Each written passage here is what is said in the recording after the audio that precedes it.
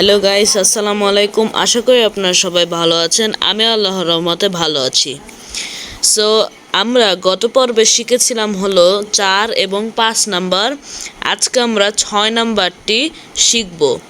6 এবং 7 নাম্বারটি আজকে আমরা করব। সো 6 নম্বরে বলেছে যে 7 অঙ্ক বিশিষ্ট কোনো বৃহত্তম ও ক্ষুদ্রতম সংখ্যার প্রথমে 7 এবং শেষে 6 আছে। মানে কোন বৃহত্তম ও ক্ষুদ্রতম সংখ্যার প্রথমে 7 এবং শেষে 6 আছে।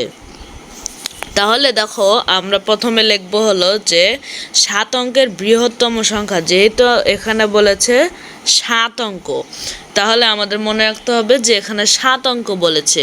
আমরা আগে বলেছি যে 9 অঙ্ক, অর্থাৎ 4 নম্বরে আমাদের ছিল হচ্ছে 9 অঙ্ক বিশিষ্ট, এবার হচ্ছে 6 নম্বরে 7 অঙ্ক বিশিষ্ট। তাহলে সেম একইভাবে, কিন্তু এখানে দেওয়া আছে প্রথমে 7 এবং শেষে 6 আছে কিনা। আচ্ছা, এবার আমরা করব হচ্ছে 7 অঙ্কের বৃহত্তম সংখ্যা হলো 999, অর্থাৎ 7টা 9 দিতে হবে। অর্থাৎ 7টা 9 দেওয়ার পরে হলো আমাদের করতে হবে প্রথমে 7 ও শেষে 6 হলে, এই যে আমরা 9999 লিখলাম, 7টা 9 লিখলাম, এটার প্রথমে আমাদের 7 দিতে হবে আর শেষে হলো 6 দিতে হবে, বুঝলে? সো এখানে যেহেতু প্রশ্নে যা বলেছে আমি তাই দিয়েছি, অর্থাৎ এখানে 7টা 9-এর আগে 7 দিতে হবে আর শেষে আমাদের 6 দিতে হবে, তাহলে আমাদের অঙ্কটা সমাধান হয়ে যাবে। এরপরে বলছে যে 7 অঙ্কের ক্ষুদ্রতম সংখ্যা। আমরা এতক্ষণ যেটা বের করলাম সেটা হচ্ছে বৃহত্তম সংখ্যা। এবার আমাদের 7 অঙ্কের ক্ষুদ্রতম সংখ্যা ব্যবহার করতে হবে।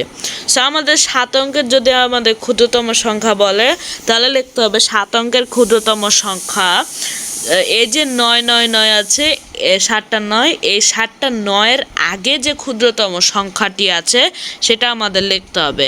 সো এটার আগে আছে হলো অর্থাৎ 1 দিতে হবে, অর্থাৎ 1-এর পরে 6টা 0 দিতে হবে। ওকে, সো 1-এর পরে 6টা 0 দেওয়ার পরে এখানে বলেছে আবারও ঠিক একইভাবে প্রথমে 7 এবং শেষে 6 হলে, সো আমরা উপরে যেভাবে করেছিলাম ঠিক সেইভাবে নিচেরটাও করতে হবে। জাস্ট এই শূন্যগুলো আছে, এই শূন্যর আগে যে 1 আছে, এই 1টা বসানো যাবে না, অর্থাৎ 5টা 0 দিয়ে আমাদের আগে 7 বসাতে হবে এবং শেষে 6 বসাতে হবে। ঠিক সেমভাবে আমাদের এই অঙ্কগুলো করতে হবে। সো 6 নম্বর অঙ্কটি আমাদের শেষ। এবার আমরা যাব হচ্ছে 7 নম্বর অঙ্কে। তাহলে দেখো, 7 নম্বরে বলেছে যে 7 3 4 5 5 এর অঙ্কগুলোকে বিপরীতভাবে সাজালে যে সংখ্যা হয় তাকে কথায় প্রকাশ করতে বলেছে। অর্থাৎ এই যে 7 3 4 5 এটাকে যদি আমরা সাজাই, তাহলে দেখো যে এই সংখ্যাটিকে যদি আমরা সাজাই, তাহলে যে সংখ্যাটা সাজানো হবে তাকে আমাদেরকে কথায় প্রকাশ করতে হবে। সো দেখো, আমাদের সমাধান হচ্ছে যে এই সংখ্যাটাকে বিপরীতভাবে যদি আমরা সাজাই, আমাদের প্রথমে নিয়ে আসতে হবে 5, তারপরে আবার 5, তারপরে 4, তারপরে 3, তারপরে 7। এক্ষেত্রে আমাদের বিপরীতভাবে যেটা সাজানো, এখানে কোনো বড় ছোট নেই, এখানে বিপরীতভাবে, অর্থাৎ এই যে সংখ্যাটার যে বিপরীত সেটার আমাদের সাজাতে হবে। সো আমাদের বিপরীতভাবে সাজানোর পরে এখন বলেছে যে তা কথায় প্রকাশ করো। তাহলে যদি আমরা কথায় প্রকাশ করি, তাহলে আমরা 1 নাম্বার অথবা 2 নাম্বারে আমরা কথায় লেখা শিখেছি। তাহলে দেখো, আমাদের কথায় লেখা প্রকাশ হলো।